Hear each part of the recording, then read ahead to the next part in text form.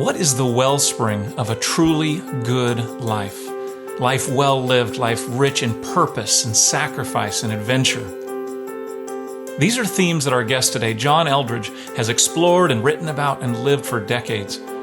Many people, including me, have been inspired by his books to quest after much more than just tepid comfort and safety. But for John, the real source of that kind of full, adventurous life isn't merely wanderlust or adrenaline or hunger after far-off places. It's rooted in smaller, daily choices that any of us can make amidst ordinary places. Most of all, it springs from a healthy soul. Today, we'll hear from John why he believes this is true, and also many of the habits and practices he's found can make all the difference.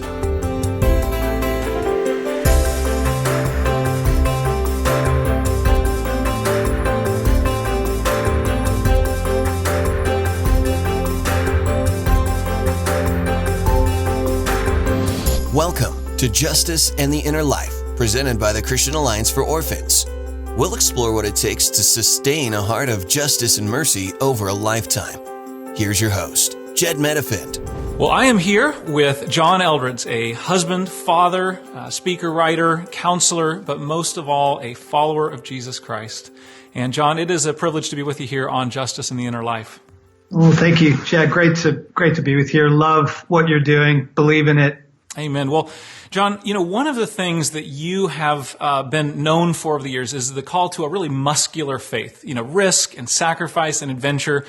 And, I think that some folks would see that vision for faith as very separate from the idea of cultivating our inner life in Christ. That's seen as maybe perhaps, spend time alone in solitude and reflection, but very different than that kind of adventurous faith. But I know you don't see it that way. How do you see those two things fitting together? Well, it's ironic that I am viewed like that in many circles, because what we actually set out to do was heal people's souls. And when you heal the masculine soul, what tends to emerge is courage and sacrifice and risk taking. And, when a man is being restored, we won't call it finished because we're all still underway. But as a man is being restored from trauma, from childhood wounds, from addictions, from places of brokenness and bondage, he becomes a more courageous man. He becomes a braver man, frankly, a more sacrificial man. Yes. And so, yes, I totally believe in boldness and adventure and risk-taking, but it actually comes out of wholeheartedness. And that is the core of the mission. And whether it is for men or women, what we're after is inner wholeness, inner restoration. And out of that comes this incredibly fruitful life. And so they're directly connected. You can't sustain the one without the other. Simply trying to live, taking risks, while you still have a high level of personal brokenness is actually, those are the famous train wrecks that you read about. Those are the stories that make the news, right? Yeah. And engaging risk in unhealthy ways, right? In self-destructive ways, because we're desperate either for the approval of others or perhaps for adrenaline rush. And when we're going out for that purpose, it ultimately ends in usually a sad story. Yeah, exactly. In fact, a man's deepest search is for validation. And we can unpack that if you want, but, boys, young men, it's what drives his career. It's what causes him to want to be a public speaker. Why young men jump off bridges and race motorcycles and do the crazy stuff they do. And why the little boy, when he's riding his bike with no hands, he wants somebody there to see it, right? Cause we're looking for validation. And if that validation thing isn't healed in us, it isn't hooked up to a reliable source, which would be God, then that search for validation can get you to do a lot of stupid things. So you, as a leader, as a counselor, you interact with a lot of leaders, especially men, in very vulnerable places in their lives.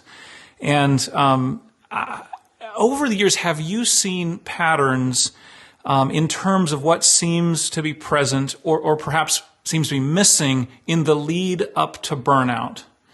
And I don't so much mean like a mega pastor or a politician, but ordinary people, ordinary leaders who are trying to lead and work hard and serve well, but are finding themselves at the point of breakdown and burnout.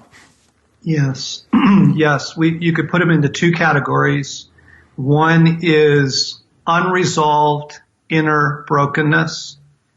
And that might be childhood trauma. It might be abandonment. It might be the breakup of a first love. But unresolved inner brokenness will eventually lead to burnout. It just will, because you're not well inside. You're not wholehearted. The other is a life that is not structured around drawing on the life of God. Vine and branch, we are all cut flowers, and we need to be restored to a source of life. And if you don't have a life that is organized around kind of regularly receiving your life and your love and your restoration from God, I don't care how noble-hearted you are, you can't sustain that. The human beings can't live like that. So it's going to fall into one of those two categories.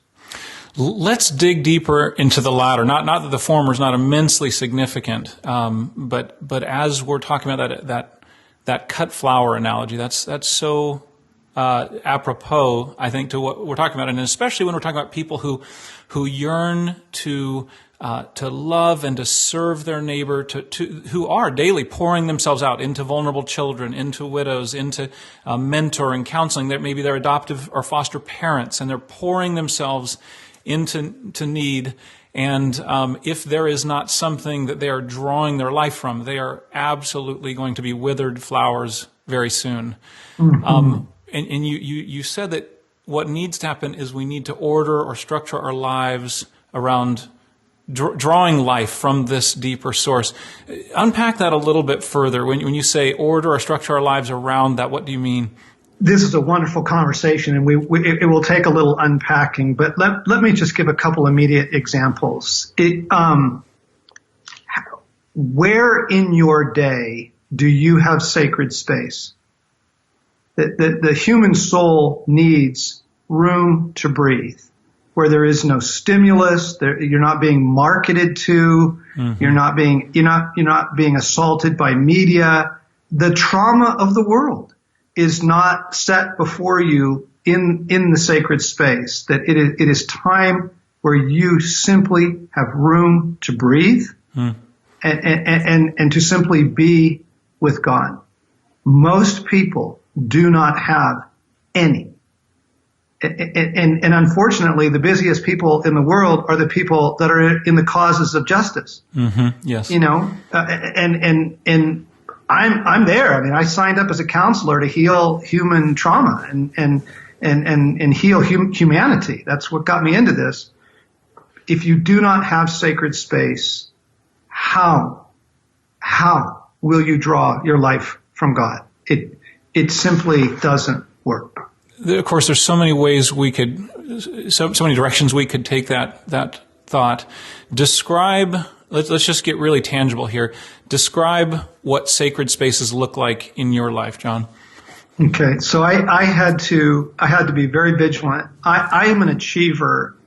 If you do those strengths tests, man, I'm off the charts on get it done kind of personality. And very practically, do not check your phone first thing in the morning. When you wake up, do not look at your feed. Do not check your text. Do not look at email. You have to have some moment in your morning for your soul simply to connect again with God. And what we do, people take their phones into their bedrooms and literally the very first thing they'll do is wake up and check the news. And then their feed, and then they'll answer a few texts and quickly check work email. you are already swept down the river of distraction and heartache and worry and stress and so in the morning, a discipline would be don't check your phone, don't watch the news, no media, no technology. To create some sacred space in the morning would be one example of that. Yes. You have these examples in Scripture. Like when I've adopted something that's become very helpful that I call the 1 minute pause. When I pull in my truck into work in the morning, when I pull into the driveway in the evening, I turn my engine off and I simply lay my forehead on my steering wheel. And 1 minute, it feels like a vacation. Yes. Because I'm not rushing to the next thing. It's not the next thing, the next thing, the next thing. It's work and then parenting and then being a good husband and then, pause and let it all go.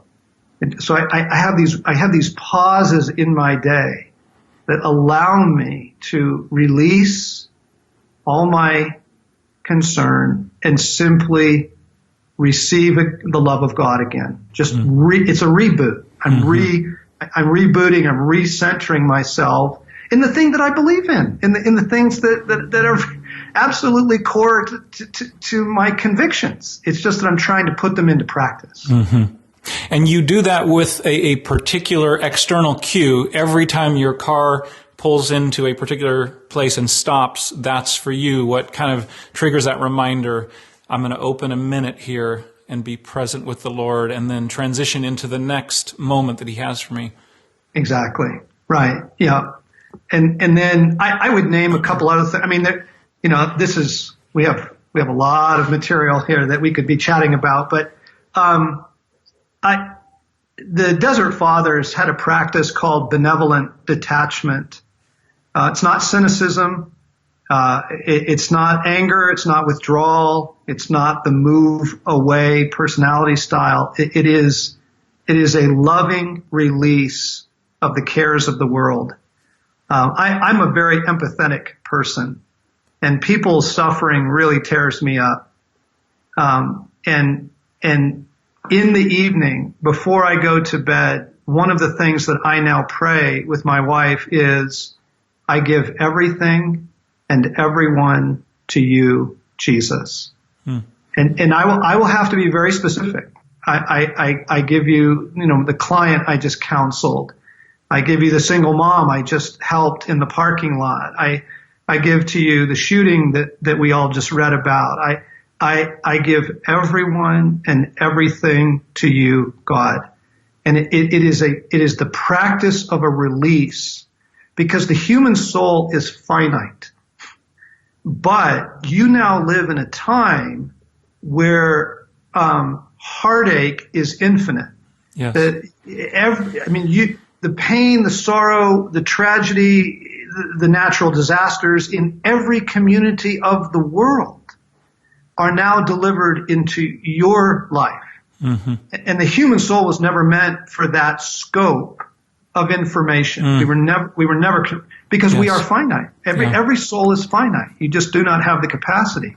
So I have to practice benevolent detachment, release. I just call it release, where, for me, I do it a couple times a day, but at least at bedtime, I give everyone and everything to you, God, because you are God and I am not. And I am little and you are big, and yes. I have to let this go. And the point of that is, when you do that, whether you are creating sacred space in the morning by not looking at your phone, or you're releasing the cares of your world on a regular, on a daily basis to God, what you're doing is you are creating room in your soul that was otherwise inhabited by other things. You're creating room for God to come into your soul. And if you build it, He will come. If you build it, He will come. The benevolent release thought, I think, is immensely significant for people who care deeply about the world's hurt. I mean, you said that about yourself, but of course we're talking about all of the folks who are listening to this program are people who are serving because they've grieved over the world's hurt. And so they've, become committed to the cause of orphans or widows or kids in foster care, and they are pouring themselves out because of that. And so just as you described, John, so often we can feel the infinite weight of that. I mean, even in one child, it can be crushing, right? The hurt of one wounded child, yet when you then amplify it by a whole city of foster youth, and then you turn on the news and it's a whole world of earthquakes and famines, unless we're able to recognize our finitude and then release that to the Lord, and that practice of doing that with a rhythm nightly, that makes so much sense, that as we lay in bed, we say, Lord, I'm going to be sleeping. I know you designed for me to sleep because I'm finite, and yet you will continue to work and to care for these individuals through the night. Jedd, one of the things that became a real epiphany to me that I think might be helpful to your listeners is that empathy, like any other gifting, is something that needs to be consecrated on a regular basis to Christ. I and most caring people in these ministries and professions and work have very high empathetic gifting. And that is like public speaking or like teaching or service or anything else. That actually needs to be consecrated on a regular basis to Jesus Christ. And particularly in the millennial generation, I think no one has told them this, that their empathy is off the charts. They are the empathetic generation, right? Because they're the generation that was raised on the tragedy of the world. It was delivered to them on their phones, starting, in elementary or grade school, and off they, but your empathetic gifting is something that will be absolutely crushed by the world, or frankly, by the enemy.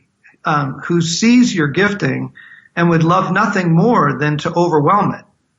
And so I have to consecrate my empathy on a regular basis to Christ, just like I would any other kind of gifting. Mm-hmm. I'm a writer, so I consecrate my writing.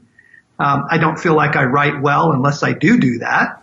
I'm a husband, I'm a father, I consecrate that. I consecrate my parenting, but we've left this realm of the human soul almost as if it didn't need to be consecrated because it's such a beautiful thing. It's empathy. But my goodness, of all of our gifting, empathy is something that needs to be consecrated to Christ on a regular basis. Not just so that the pain of the world doesn't overwhelm you, though for that. But one of the great surprises of the life of faith is it's not your bad heart that's going to get you to do something you shouldn't do. It's your good heart that's going to get you to do something you shouldn't do. And if you don't consecrate that empathy to Christ, you're going to say yes to things you shouldn't be saying yes to, and you're going to take on causes that you actually weren't called to, and you will be hurt. I'm trying to keep people from being hurt. And from being hurt by things they shouldn't be hurt by. Yeah. Right. And kind of as you're saying, any good gift can be distorted by the enemy for ill. And in fact, that's the essence of his work, right? It's taking a good thing and twisting it in some form or fashion. So how much more so some of the best gifts, including sexuality and marriage, but empathy is right there at the center of that as well. Yeah. Empathy, compassion, caring, however you want to say that. And I finally really came to this last year and realized, Jesus, I have to give my caring capacity, or what we would call empathy, I have to give that to you on a regular basis, God. So you mentioned millennials specifically and concerns about the empathy element there. And prior to this conversation, you were sharing with me just a little bit about other concerns you have for millennials. So much good, so much potential in this generation. But also as they wade out in the world to try to do justice and to live out a commitment to justice, sometimes you expressed fearing that they don't have the mooring or maybe the nourishment that would sustain them in that. Tell us a little more about that. Okay, so a friend of mine is the director of a home for trafficked girls in Central America. And the average duration of the director in that position is 1 year. People do not last more than a year. And that breaks my heart. I hate that. I can't, that's wrong. This work is too important. It matters too much. And so I really had to begin to talk to him and others and think about, as a counselor, why is this happening? And we just, use the typical burnout thing, but that's not helpful. Burnout is real, but it doesn't help us think about what is it. And for me, it brings us back to the two things you started the podcast with. When you venture into, for lack of a better description, the rescue trade, any line of work where you are intervening, you're intervening for human beings, your own personal brokenness will surface. It will be found out. Trauma triggers trauma. Wounding triggers wounding. Stories that you hear trigger things in your own story. It just happens. And so the more that we can encourage wholeheartedness before we launch out, the better it's going to go for those. Now, my friend has been the director in this position now for 7 years, which is it's miraculous. If you give the track record of every other director. Well, the reason is he takes his own personal restoration seriously. He sees a counselor on a regular basis. He gets away for silent prayer retreats and things that heal the soul. And so what's happened with the millennial generation is they too have a great deal of personal trauma. The abuse, for example, if we just take sexual abuse, the sexual abuse rates in the millennial generation are higher than they've been for any generation prior to them. If we do not lovingly attend to our own woundedness, we get into the lives of others, the causes, the things, and it triggers our own brokenness. And that tends to lead to the burnout or the addictions or we start medicating with, food or social media or alcohol or, we need to medicate more and more because we're not attending to our own trauma. And that would just be one of the great, I just want so much for the great caring capacity of the millennial generation, to have with it the restoration of their own trauma, the healing of their own brokenness, so that they can survive out there. You spoke of the sacred spaces and times, and you talked about your own day, carving that time out in the morning, prior to engaging the world and social media and email.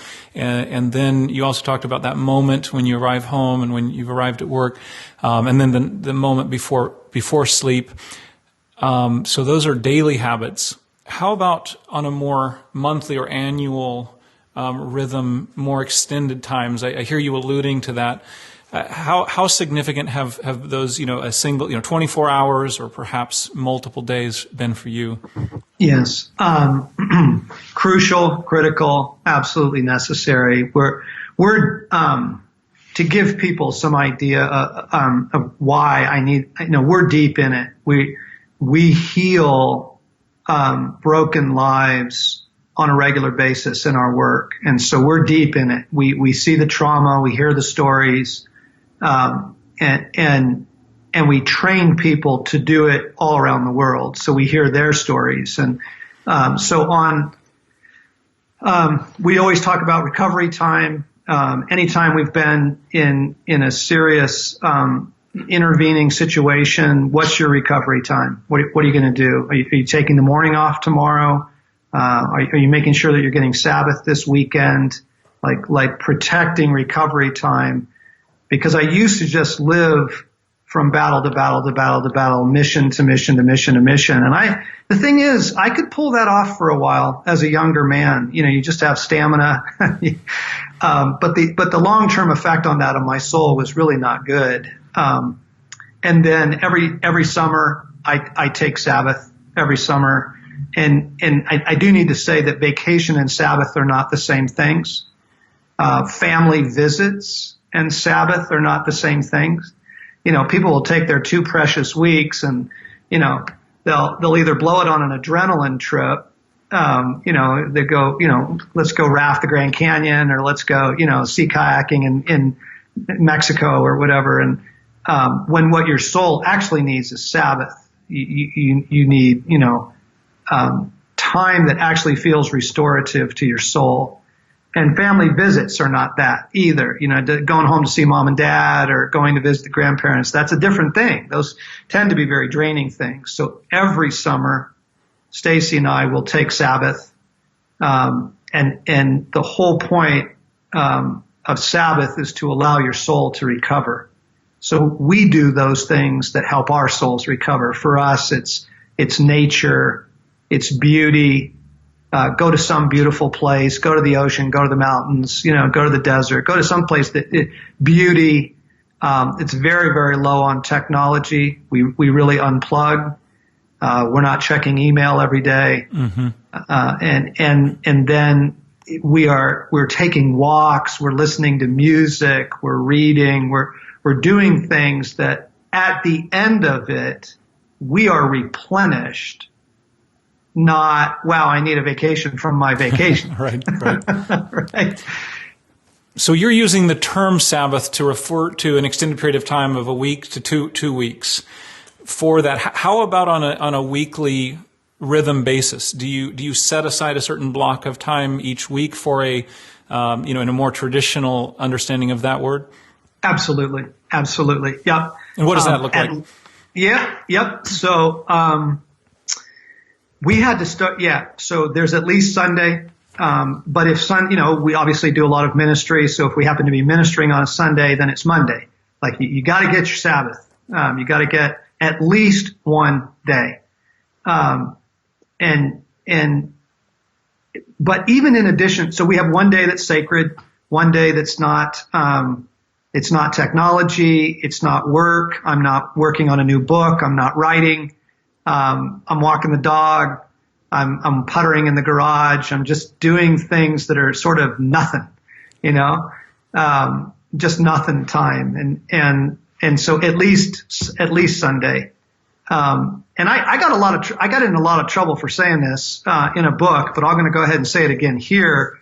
Most people's experience of church is actually not Sabbath. For the simple proof that when they get home from it, they are exhausted. Okay? And therefore you have not had Sabbath. You've had church activity. And it's usually in the young kids' years. It's getting the family out, getting them going, it's chaos.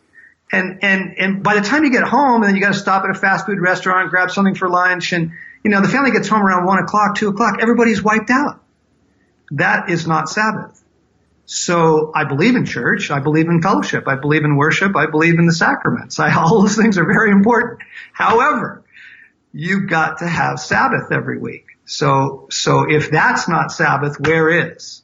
Is it Saturday? I'm tracking with you 100%. And we have come through the kids being little stage, and it's getting a little easier now, but, totally tracking, like Sunday morning, especially exhausting. I mean, really, there's no time that feels totally down, right? And until the kids are in bed. Right.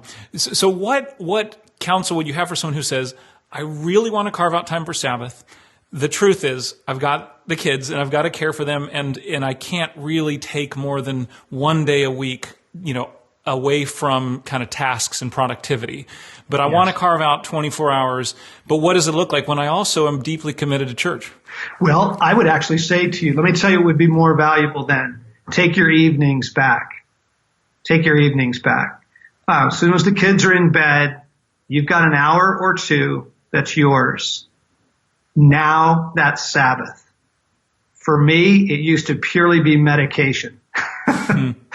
Like TV or something like that? Oh, numb out, check out. Yeah. Just TV, a couple of beers, whatever it takes to medicate, right? Bag of donuts, whatever works, right? A couple chocolate bars. It was pure medication. And I realized I'm medicating, but I'm not coming away from it restoring. That's significant. And so I get it. You may not have, who are you going to give the kids to? I totally get that. But in the evening, you probably have an hour after they go to bed that you could take back and turn into your Sabbath time. Mm-hmm. And I still do this, and I don't have young kids, but here's what I mean. So here's what I do. I turn off the lights, I light a candle, and I play worship music. And I'm telling you, 40 minutes of that is so restorative for the soul. And if you can do that a couple of nights a week, 2, 3, you are getting Sabbath. You're just finding it in pieces where you can. And then sometimes it's not the candle and worship. Sometimes I'm just sitting in a chair, and I'm journaling. Or because, to write out, let me explain journaling very quickly. To write out, not a diary, to write out what you are feeling actually is proven to disarm the power and stress of those feelings. And so to just name it and go, man, I am so racked with this relationship, this conversation, and so sometimes for me it's journaling, sometimes it's prayer, sometimes it's worship, but there is sacred space that I can grab in the late evening, instead of checking Facebook or watching the Broncos game. Right, which is checking Facebook or any of those things. The word you use is medication, and it's really a numbing, right? And it's not a healing medication. It's not adding health to your body. It's just kind of numbing the pain or the distraction or any of those things for sure. You shall know them by their fruits. Anything you do in your life, you can hold that test up to. Jesus is brilliant. You shall know them by their fruits. Is this restorative? What you call your downtime, your Sabbath time, your recreation, whatever, is it restorative? And as much as I enjoy working out, I had to stop going to the gym because at the gym I go to, they play very loud music and they have television screens everywhere. And I'm like, I'd rather run outside. I can't take it. This place is not restorative to me. It's stimulating. It's more of the media bombardment. And I don't need that. My life has got full of that. And I think we could allow for, to some degree, people saying, well, I get restored in different ways, but I think there's certain universals there that, that God's wired us to thrive in beauty. And so if we are in the woods or in a beautiful park or along a stream, He's probably going to be able to feed us in a unique way that's going to be much harder at a gym with televisions in the background. Okay, there's so much research on this now, it's overwhelming. That a 20-minute walk in the woods lowers your cortisol levels. That the healing power of nature, patients in hospitals that have a window view of nature versus those that don't recover twice as fast. Like the data is overwhelming that nature heals the human soul. And yet 85% of Americans do not have any nature in their life. They don't walk on the beach. They don't go to the park. They don't water their plants. They literally have nothing. And that is, you're starving your soul. Like you cannot live in an artificial world all your life. that we are created to live in creation.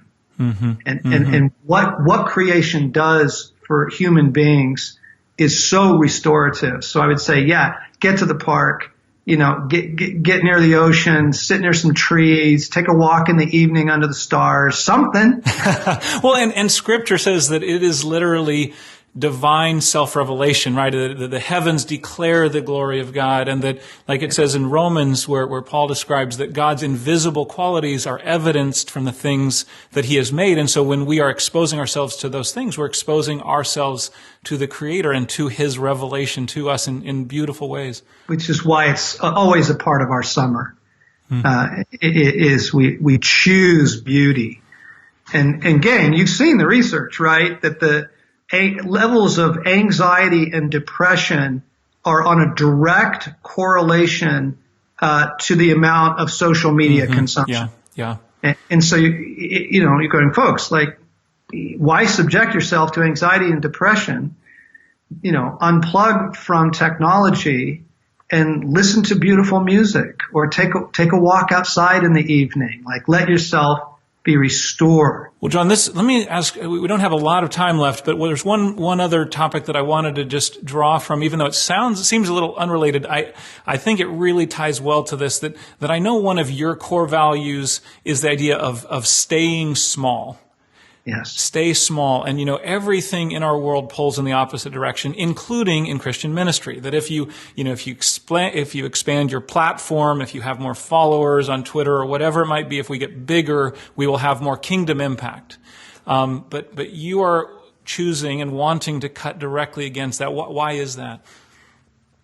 For the simple reason that bigger requires a lifestyle to sustain it.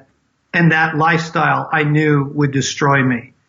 That in our choice to remain small is in order that we might practice all of the things that we've been talking about for the last 40 minutes. Like that, you can't offer life unless you have life, and you can't have life if you don't have a life. You have to have a life. Right? Where's your space in the day to walk the dog? Where's your space in the day to just cook dinner? Where's the soul space that allows you to have a mission in the world? And I read a sermon years ago by Francis Schaeffer that shaped this ethos very deeply. It's called The Lord's Work in the Lord's Way. You can look it up online, but what Schaeffer was saying, he was taking the principle of when you are invited into a feast, take the lowest seat until someone invites you up and to take a higher position. And he applied it to ministry, and he said our posture in ministry ought to be that we refuse to grow unless God forces it, versus this grasping for growth and the bigger is better and the more, because the fact is it's just not. I mean, I can tell you, I've seen bigger and better. I've worked with bigger and better, and it doesn't necessarily mean more impact, but it sure means more drain on you. That's that many more emails to answer, that many more projects to monitor, that much more money to raise. And I don't think God's in that. I really don't think he's in the bigger is better thing. How did you get to the point where you can say that with such conviction? Because I imagined, even, from reading your books and even what you said earlier about being an achiever, that there's something in you that does pull towards the bigger is better. And that you, in a certain sense, had to choose to own this idea that actually bigger is not better. Yeah, it's bad choices. Bad choices in ministry personally, reaching, growing, pushing, not living a realistic life, and burning out.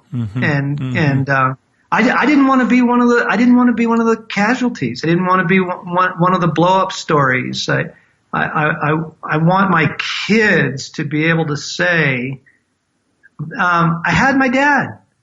I had his attention.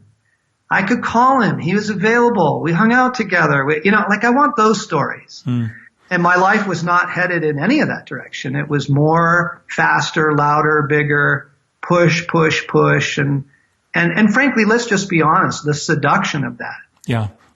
Because issues of identity, issues of self-worth, issues of meaning, many people in ministry feel that if you are moving fast, that equals significance. No, Wow. You're just moving fast. It has nothing to do with significance. Well said. Well said.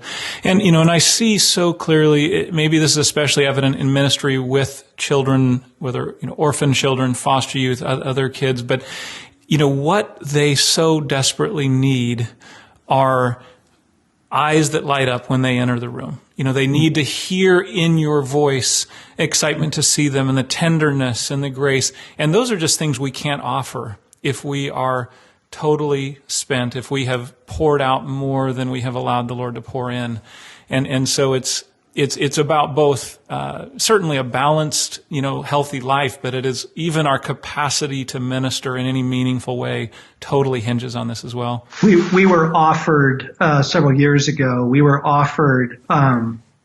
the prime time slot on one of the major Christian networks for free, millions of dollars of free space if we would create a show. And it just looked like it was right in our wheelhouse. It looked like it was right up our alley. And we prayed about it. And what God showed us is, he says, you realize if you take this on, it will change you.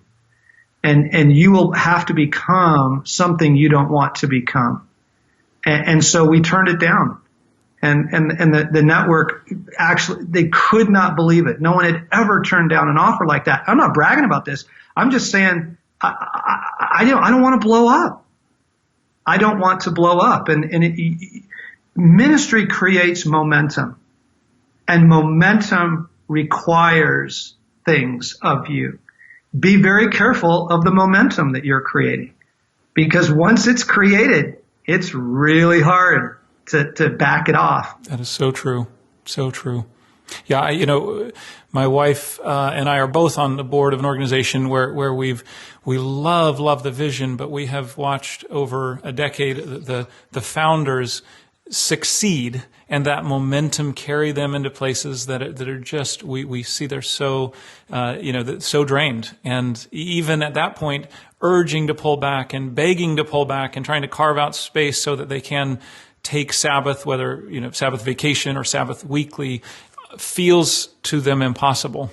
Yes, right. Yeah. The world is too much with us. Late and Wordsworth said. Yes, indeed. Yes, indeed. Yeah. So, John, as we're kind of heading towards the end here, I'm just be curious if you were talking to yourself, 30 some years ago, kind of towards the early end of things, what words of counsel would you give, especially in regard to habits and practices and choices that would be critical to sustaining you for the long journey? Please get a mentor. I wish somebody would have said that to me. Please get an older man or woman in your life that can speak into your life. You just don't have the wisdom right now to guide your own life. You just don't. Please get a mentor. I think I would have said, please hang on to your friendships. Play is as important as work. And I just left friends behind for work and mission and, what I thought was the Lord's work, and I left behind, I didn't seek a mentor out. I didn't hang on to friendships, that would require me to play. And I think I would say for me personally, the daily practice of sacred space would have saved me a lot of grief in the early years. So where's your sacred space, John? Where is it? Because I had none. I filled every waking moment and felt good about myself. See, that's the thing. You feel like you're the man because you're getting all kinds of stuff done, and it's absolutely horrible. Well, I think that among so many other things you've shared, that commitment to sacred spaces within our lives so difficult. I know for many people who are serving and serving faithfully, they feel like it's a luxury they can't afford. And yet the truth is they will not be able to sustain in the work if they don't make that choice. And even to the extent that they are able to sustain, they will not be able to love in the way that those they're serving need to be loved if they are not making those choices like you shared. The in the morning, not engaging technology until you've spent some time in quiet with the Lord, and then those moments I loved, as you described, putting your head on the steering wheel and just a moment of Sabbath within the rhythm of the day there. Yes. And then at the end of the day, that benevolent release, just handing all of those things that concern you back into the Lord's hands so that you can sleep without them on your shoulders. Yeah, it's really good. It's rescuing me. It's rescuing me. Well, John, thanks so much for this conversation. Really grateful for it, and both personally, but I trust that many who hear this will be both encouraged and challenged, and I pray nourished as well. I pray too, because their work matters too much. We can't lose you. We can't lose you. There's not a lot of soldiers out there, gang. We can't lose you. Don't burn out. Take care of yourself. John expressed it so well. If we want to go the distance, to keep serving in the long, hard work of justice and mercy with calm, glad hearts, we just can't do it without habits and rhythms that feed the soul. We need sacred spaces amidst our media-saturated lives. We need Sabbath rest and play. We need times of true refreshment, not just the medication of technology or food or alcohol or Facebook. We need time in God's creation. I know I often feel like I just don't have time for these things. The demands of ministry and just life itself make them feel like luxuries that I can't afford. But the truth is, God wants these things for us. They aren't guilty pleasures we need to sneak when He's not looking. He made the Sabbath for us. He invites us to make times of quiet and solitude and play part of our daily and weekly rhythms, just like Jesus did. He's holding these things out to us as gifts, but we need to choose them. If we just go on with the status quo, at best, we'll keep plodding with the same feelings of dryness or anxiety or that whisper that we always need to do more. But if we choose to put these choices first, even when that means sacrificing productivity, God will fill us in ways that allow us to be more fruitful over time, more productive in the very best sense of the word. As John said at the start of the interview, that kind of wholeheartedness, that nearness to God, that calm within is the wellspring of the courage and adventure and self-giving that leads to the very best life. I know that's what I want. How about you? If it is, I'd encourage you to pick one of the habits that John shared, whether the 1-minute pause at key transitions of the day, or a day of Sabbath rest and play, or the prayer of benevolent release each night, or simply exchanging time with screens for time in nature. And then do it. Receive the gift. Start putting it into practice this week. You've been listening to Justice and the Inner Life with Jedd a production of the Christian Alliance for Orphans. To learn more about the Alliance, visit kfolk.org.